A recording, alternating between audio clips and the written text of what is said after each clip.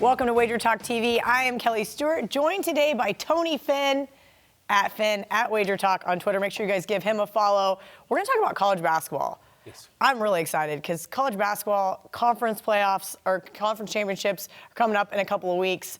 This is just the best time of the year. Yes, this is when I like to focus on college basketball. If I try in November and December, I always get smoked because I got NFL and college football on the way. Now I can focus solely on college basketball. So let's start with, you have 5 key components. You actually told me off there you have more like 20. Yes. But we're going to stick with your 5. Okay. Okay. Let's talk. We won't even number them. We'll just kind of discuss it a little bit. And I'll preface this conversation we're going to have by those components, they change as the season progresses. I don't have any concrete dates where they change, but non-conference, non-conference is it's such a different animal than conference basketball. And when you go into the season, everyone, whether it be Marco or Johnny or Prez or you, have power rankings that assist in non-conference play early on. There's still a lot of variables that change. How many returning starters? I do a lot of, not as much in football as I do in basketball, but returning production is really a big key. How many returning starters? They have one. There's a couple games tonight. Well, that's why I think teams like Kentucky and Duke get so much credit because they don't ever have a ton of returners. These always seem to be freshman classes that are just monsters out of the gate. All right, so let's talk about power ratings. Okay. Truth be told, I use Ken Pom. Yes. Why? A, I don't have the time, and B, the guy's a mathematical genius. I'm sure he went to like MIT or something. So that being said, he has some great insight. I know you also use Ken Pom, but you do a couple other things on top of that. Well, I do. I use Ken Pom. I don't weight Ken Pom as much as others do because it lacks a little bit of the situational or emotional and injury information that I use. It is that while they have the injury information, everyone has it. There are certain teams that when one player goes, the team goes. And there are other teams who have depth and have a war or replacement value for a player that it's not as significant. And especially if that team where that player goes is a public team. A big example we just discussed off air a little bit is D. Wade for Kansas State from our neighborhood, or a Doak, an Azubuike from Kansas. This is not the same Kansas team, especially with 2 freshman guards. They'll get better, much like Kentucky you described. They get better. That's another variable in my handicapping. As we get into February and March, how have the young players, Kentucky typically does a great job of coaching up their young players. They're at their best in March and April, always have been. And you saw that earlier this season when they played Duke and got routed, you know? Yeah, absolutely. Everything changes. The dynamic of handicapping basketball, at least in my opinion, should change from when you're going on conference to Christmas holiday tournaments. How do kids react during the holidays into the grind, which is January, February, right March. now. Because everybody's got March on the minds, and some of those players are already kind of there, while other ones are going to be fighting to get there. Okay, another thing that you do is called trip handicapping. Before you get into that, explain to everybody what trip handicapping is. The trips references horse racing and how some horse handicappers and horse investors will put a huge emphasis on watching races. And not only watching them live, but watching the film. Did a horse get out slow? Did he get bumped? And while the DRF, the Daily Racing Form, does a good job for the most part, there's a lot of information that's lacking that you get from just a form.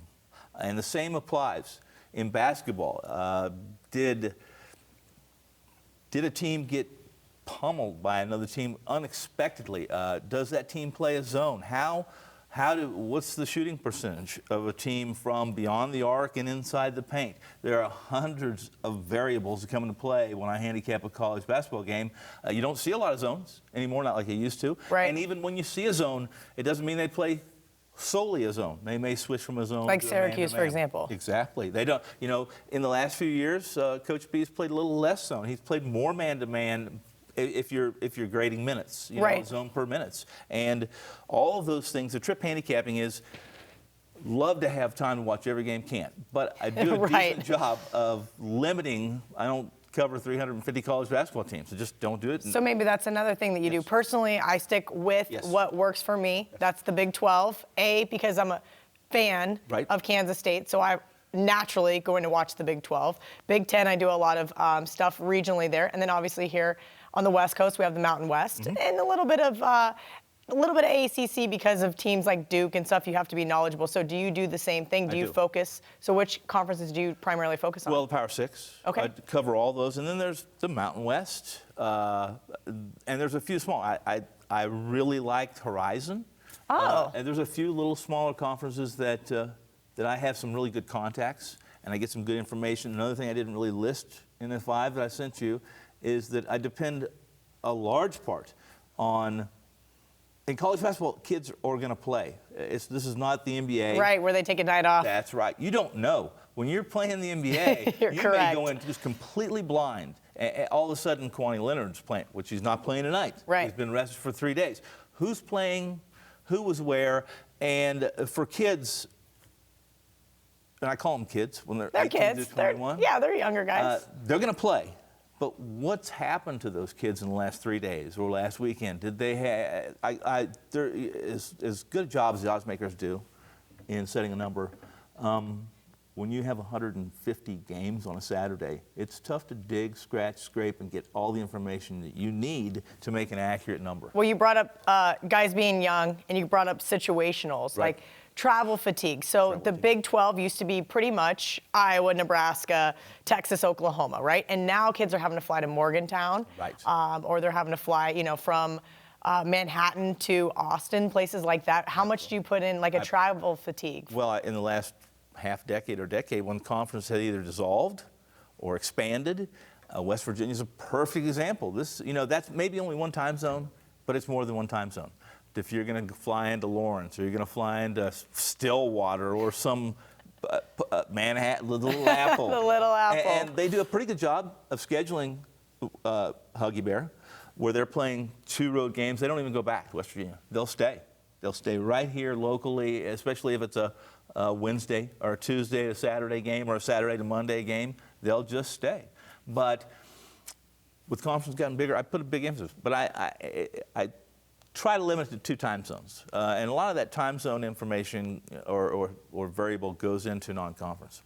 Okay. As opposed to conference schedule, because you do have Syracuse going to UCLA or some other situation like that. Okay. Yeah. And last but not least, you told me this off camera, coaching trumps talent, and you brought up, big name coaches, and then you brought up Bruce Weber, who I think has been coaching his ass off as of late. I have to say that. He has been coaching well, but you're right. You have the Coach K's of the world. You have Coach Cal. You have Boeheim. I can never pronounce his name correctly. Good enough. Coach B.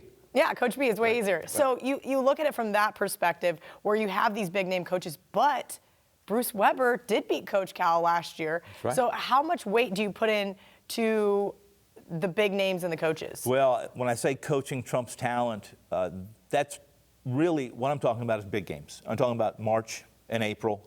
And if I'm trying to handicap a game and I have a Bruce, just so everyone knows, we're from the Kansas City area.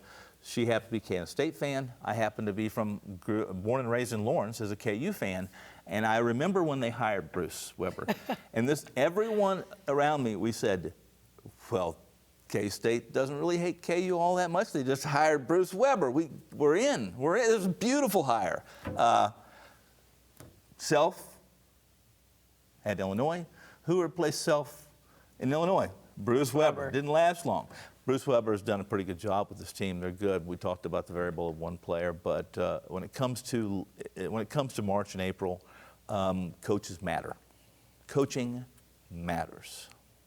All right, great stuff from Tony Finn. Right now, you can get 7 days of Tony Finn's personal selections for only $69, regular price $119. That's less than $10 per day. No coupon code required.